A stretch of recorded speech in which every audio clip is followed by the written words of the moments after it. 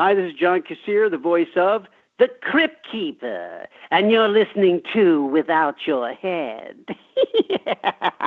I love a girl who'll give you head, and then let you keep it. Oops, she's without her head. Welcome to the Station of Decapitation Without Your Head. I'm Nasty Neal. I'm joined by CAREL STRUYCKEN. How you doing? Great. Very nasty, cloudy morning here, but no storm like you are having. So Yep. It's completely gray outside. It's not looking too good, but it could be a lot worse. Yeah. So the new season of Twin Peaks had just finished recently. When did you hear about doing the third season? Well, just I guess a few months before they started shooting, and I was kind of hoping to be asked back because it's a great show. So and so I was very happy that it happened. Mm-hmm. Had you stayed in contact with David Lynch at all? No, not at all.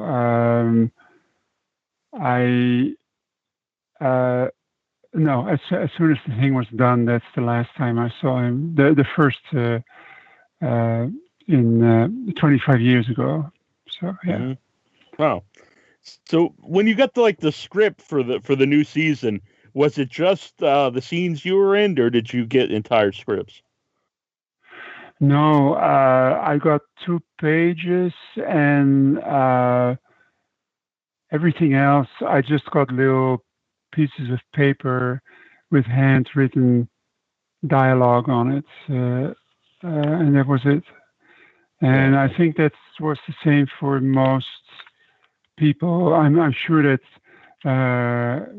Kyle and a few other main players got the whole scripts, but I think very few people did.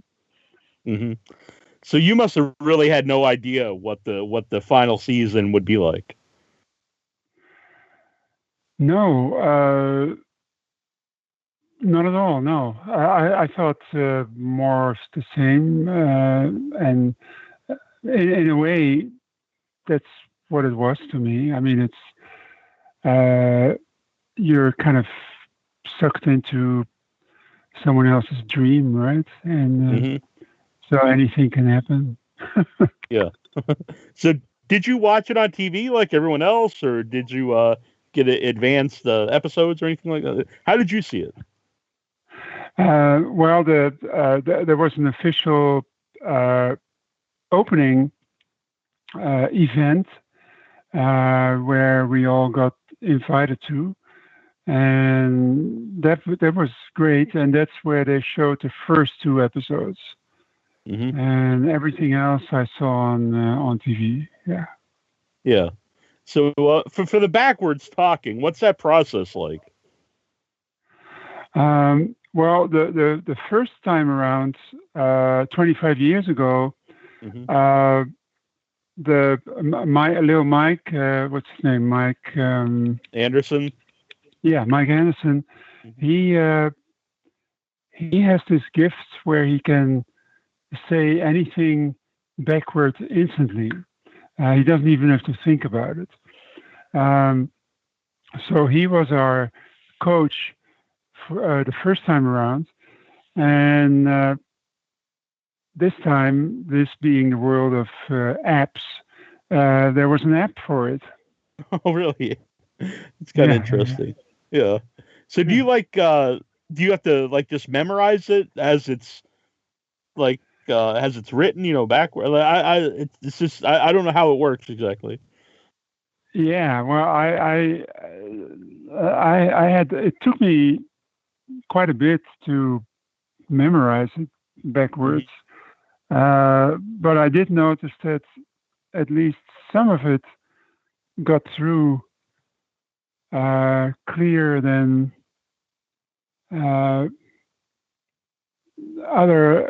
attempts by other people, but it took me a long time. One sentence, I just said, well, you have to go on a lunch break because I'm not going to get this before lunch. And I still wasn't done after lunch, but yeah. Yeah. Now, you mentioned Mike Anderson had a talent to do this. Do you know if because it was because of his talent they decided to do the backward speaking and then forward, or was it always going to be part of the show? I don't know. I do know that a lot of stuff. At least I had the impression that a lot of stuff for the last episode of the first series was kind of decided upon on the spot, and so it's possible that it was a decision right that night. We shot through the day and most of the night, and I think we were finished somewhere early in the morning. So it may have been a decision on the spot, but I really don't know. Mm-hmm. So how did you get involved in the original when it first started, the original Twin Peaks? Well, I was already a big fan of the show, and then I just got this call to come and meet the casting director, and that was it. Mm-hmm. So it was pretty easy, I guess, and to get involved in it. Did you like David Lynch's movies before Twin Peaks? Yeah. I've always been a big fan of Blue Velvet and a few of the others. So yeah, I've always been a big David Lynch fan. Mm-hmm. Well, what have you thought of some of? Do you read some of what people write on the internet? What they think the season 3 meant? I didn't read that much, but I went to a really interesting get together at this place in Los Angeles. It used to be called the Philosophical Society, and now it's called the Philosophical Research Institute or something like that. And they invited me to come there because they were going to have a discussion about Twin Peaks. And to my big surprise, there were like 200 people there. Oh wow! And they were all pretty young, anywhere between 20 and 35, and they had the most amazing ideas about what certain scenes were about, and I was really impressed by how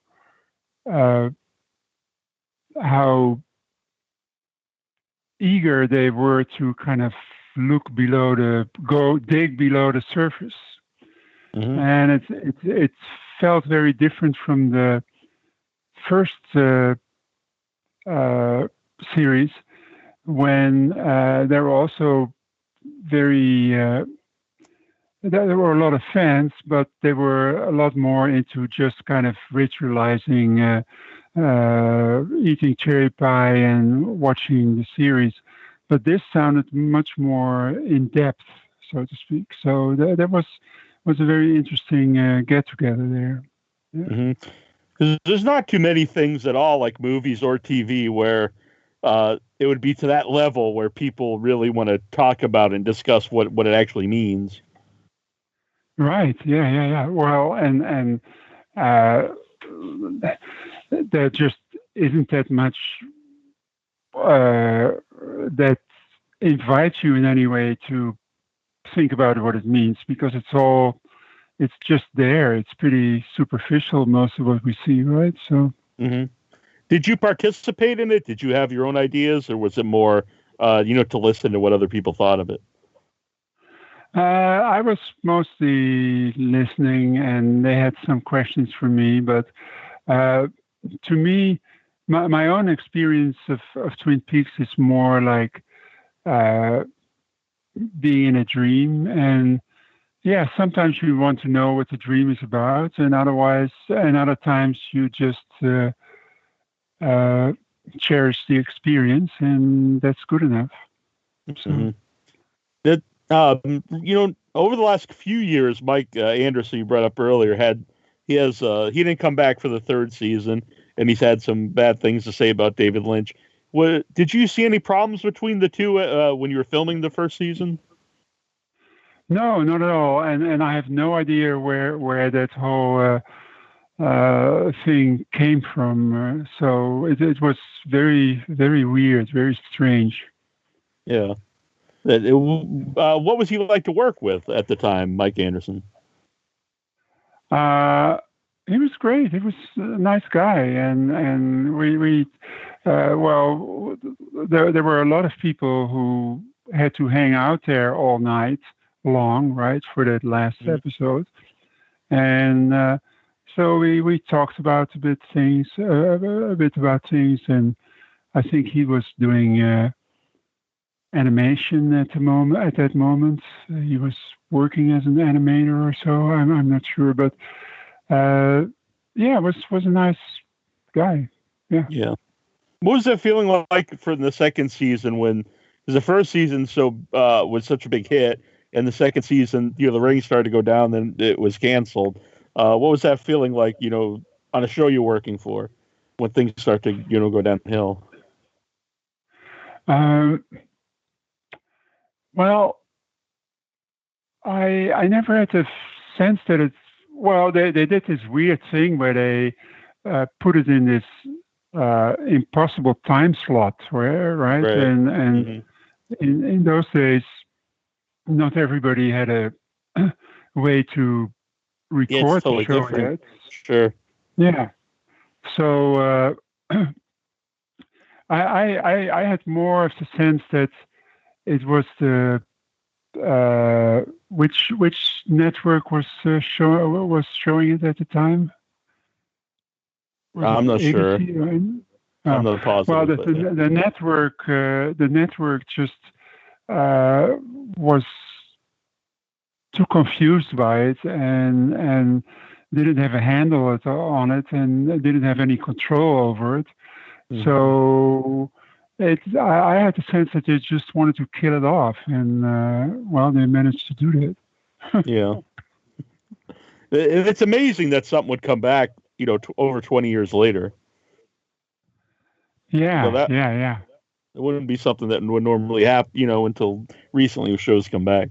How about Lurch? How did you get involved in the Addams Family?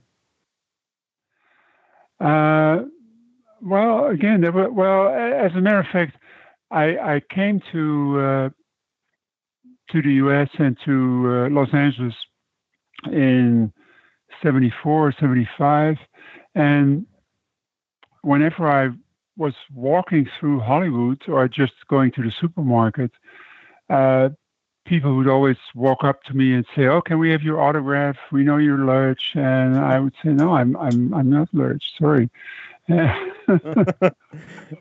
And sometimes people would get really angry. They say, "Well, we know you're Lurch. Why didn't you just admit it?" And so when I got this casting call, it wasn't even a casting call. It was just meeting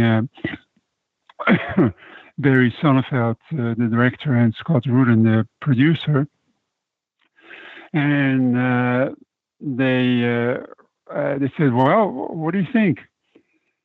And I told them what I just told you, and I said, it will actually be a relief that I can just from now on I'll be able to say, yeah, that's me. That's pretty wild. And they said, well, as long as you know that this is what you're going to be for the rest of your life, let's do it. And I said, sure. Yeah. Now, you said about coming to America in the mid-'70s there. I know Ted Cassidy passed away pretty young, but around that same time, I think. Did you ever meet him at all? Yeah, I met him on the set of this movie that nobody has seen called Roar. It was a movie with Tippi Hedren. Is it with all the animals? And her husband. Yeah. Yeah, they played it. It's been playing again recently at some theaters near me in Boston. Yeah. So it was Tippi Hedren, and then her husband. I can't think of his name, but he was Noah Marshall. He was the producer of the big horror movie of today. What is it called? Rosemary's Baby. Oh, okay. And he put a lot of his own money into it, and they set up this whole animal park with all these lions and tigers and interbred. So they had lions and tigers and God knows what else. And they kind of made a story around that they could all shoot in that on that compound. Mm-hmm. And I think Ted Cassidy I think he helped with a rewrite of the script or something like that. But anyhow, I was on the set one day and he was on the set, and that's when we met. Yeah, that was it. Oh, that's pretty cool. Yeah, just so you know, that's like a cult film now. They're showing it in like original 35 millimeter at some like art theaters. Wow. Yeah. So what was it like to take over, such an iconic role? Did you think about that at all? No, I think I look more like the real Lurch than Ted Cassidy did. So, it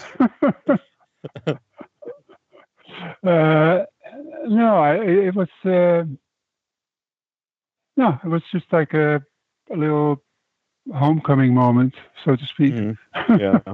Yeah. Amazing cast in both the movies. Do you have any memorable stories from making either of the Addams Families? Well, the most memorable thing was that it was a very slow movie to shoot, because in those days CGI was still pretty limited. Mm-hmm. So a lot of the effects were mechanical effects, and so they had to spend a lot of time on the lighting, and they would have stand-ins for the lighting, but then they would call us in, and they would still spend 15-20 minutes on the lighting. Mm-hmm. And so that got pretty annoying, to say that, to put it mildly. And Raul Julia had this just enormous repertoire of opera and musical opera arias and musical songs, and you name it. And he would just start singing, and it was wonderful.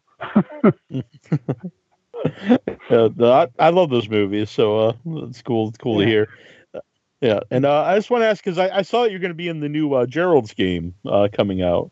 I don't know if it's I am. That's going to come out this what is it, next week or so, or when it's coming out? It comes out I think maybe in October, but which is right around the corner, I guess. But it's coming out very soon. And had you read the story?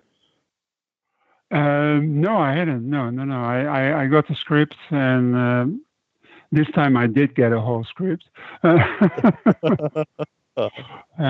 that was it. But I know a lot of people who did read the story, had already read the story. Yeah. So, yeah. And it's the first King movie to come out since It has been such a big hit. So I guess there's a lot of pressure for it in a way. You know what I mean? Yeah. Well, the director, he's a really interesting horror movie director, and this was a project that he had wanted to do for a long, long time, and apparently it's it took him a long time to get it done because people didn't believe that it was filmable as a story. Yeah, it is. Because it's primarily two characters, really kind of one character in a way. I don't give too much away about it, but it is an interesting story to read. It is kind of odd to kind of think of it being on film, but I'm looking forward to it. What? Go ahead. I was just gonna. Are you a horror movie fan? No, not that much. There may be a few, but no. In general, I just don't like to be jerked around when I watch a movie. Well, I remember what is The Cabin in the Woods. That was I enjoyed it a lot. Yeah, and so there are a few of those, but especially those jump moments, I just absolutely hate. Yeah, the jump scares. Yeah. What kind of stuff? What kind of stuff made you want to become an actor? Well, nothing in particular. It just happened to me. I came to Hollywood because I wanted to do stuff behind the camera. Oh, okay. And for a while, I had I was part of a production company, and I helped build a soundstage, which was also a 24-track music recording studio. And so I did stuff behind the camera as well. But when you live in Hollywood and you look like me, it's kind of unavoidable that you get asked to be in movies. So that's how it happens. Yeah. And I do have to ask you about Star Trek Next Generation. I'm a big fan of both all the Star Treks pretty much. What was it like to work on Next Generation? And most of your stuff was with Gene Roddenberry's ex-wife. What was she like? Ex-wife, widow, really. Widow, I'm sorry. Yeah, she was absolutely wonderful. The first casting call for the series was pretty interesting because my introduction to the original Star Trek was in the reruns when I came to LA, and I had my first color TV, I guess, and I watched these reruns of the original Star Trek.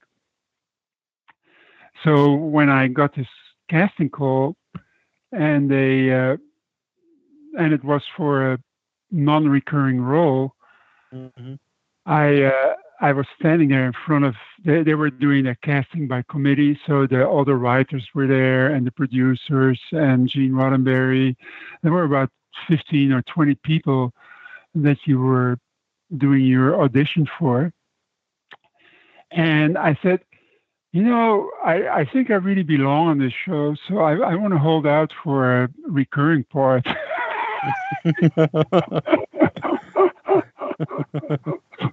And which kind of is a daring thing to do, I guess. But they said, all right, okay. And that was it. And then a few months later, I got called back for Mr. Hahn. So, that was it. Yeah. So when I announced that you're coming on the show, a lot of people asked, do you have any thoughts if they would do another season of Twin Peaks? I think it would be great, but as David Lynch has said, when they asked him about it, he said, "Well, if he would do it, it would take years to complete, right?" So, and because I'm sure he wants to do it all himself again, just like he This did. last- This last time around. Yeah. So maybe in another one. Hopefully, it won't be 25 more years. But No. But I think I think it was absolutely wonderful to have this third season actually happen on TV, because I'm getting a little bit tired of what I see on TV and in the movie theaters, and I think it's really time to get a bit more daring in the form of a movie and in the storytelling and things like that. I think things are, in general, in this day and age, things are way too superficial, and so yeah, I'm hoping very much that we're gonna see another season, or two, or three, or four. yeah, all right. And like you said, it could even inspire other people to make something different instead of a traditional storytelling. Yeah. So I want to thank you for coming on. It's been a real pleasure to talk with you.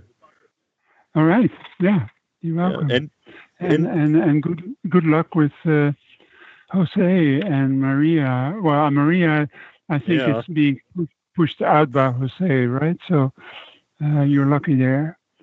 I hope so. Yeah, Maria's right now in Puerto Rico, doing a lot of havoc. So we'll see if it comes up this far. Hopefully not. Yeah. And are you online? Are you on like social media at all for people to follow you? No, I tweet once a year or something. Okay. I'm sure it's a very good tweet though every year. And Facebook, I never open anymore because I think it's just way too obnoxious. So I do follow a lot of people. I follow a lot of science fiction writers, like Bruce Sterling and what's his name? Well, a few other people, but I don't tweet that much myself. So yeah. All right. Well, it makes it even more special that you're here with me. So I appreciate you doing this. Yeah. All right. Yeah. Okay. Hey, it's Brandon Crane, the original Ben Hanscom from the Stephen King's It miniseries, and you're listening to Without Your Head.